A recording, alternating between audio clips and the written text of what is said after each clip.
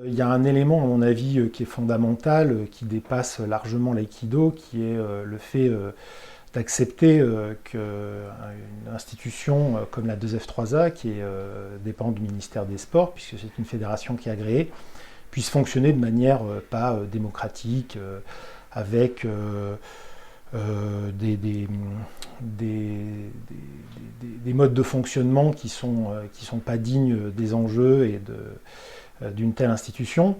Moi, j'ai été président de la Ligue Grand Est ces dernières années. Je suis arrivé à la présidence de la Ligue Grand Est dans une situation de crise institutionnelle au niveau de cette ligue.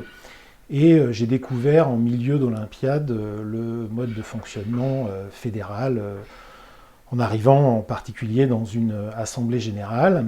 J'ai vite compris que les assemblées générales fédérales étaient en fait des caisses d'enregistrement de décisions qui avaient déjà été prises par le président, qui n'avaient pas de place pour le dialogue, qui avait une certaine façon de fonctionner assez manipulatrice, en particulier les statuts, par exemple, venaient d'être adoptés quelques mois avant que j'arrive. C'était des statuts qui ne convenaient pas à beaucoup de monde et le président avait dit bon, bah, on vote cela et on rechangera les choses par la suite.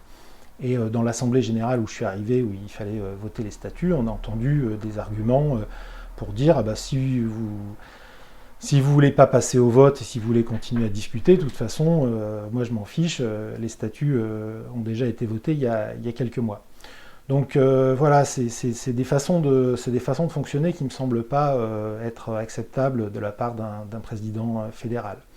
Très récemment, on a eu un exemple qui nous a amené un certain nombre de présidents de ligue à faire un recours dans un premier temps gracieux, parce qu'on ne voulait pas aller directement en justice, donc on a fait faire une longue lettre à un avocat au président fédéral.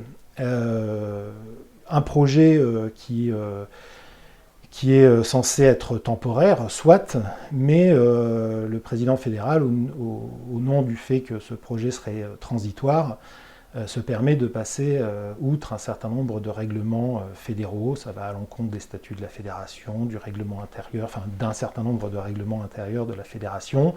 C'est quelque chose qui a été validé par un bureau et même pas par un comité directeur. Il a fallu attendre quand même notre lettre pour que ça passe en comité directeur, alors que ça aurait dû être validé en Assemblée générale. Et non seulement ça aurait dû être validé en Assemblée générale, mais il y aurait dû y avoir tout un processus, qui est le processus démocratique et collectif. Quand on dirige une fédération, il y a une commission qui avait été mise en place il y a quelques temps pour rénover les statuts de CID, qui a travaillé, qui a fait des propositions. Cette commission a été enterrée, à l'étonnement de certains membres de cette commission. Et puis tout d'un coup, il a fallu faire une proposition de réforme territoriale, probablement parce que les élections arrivaient. Je ne sais pas quels étaient les éléments dans la tête du président, mais tout s'est fait un peu n'importe comment, quoi.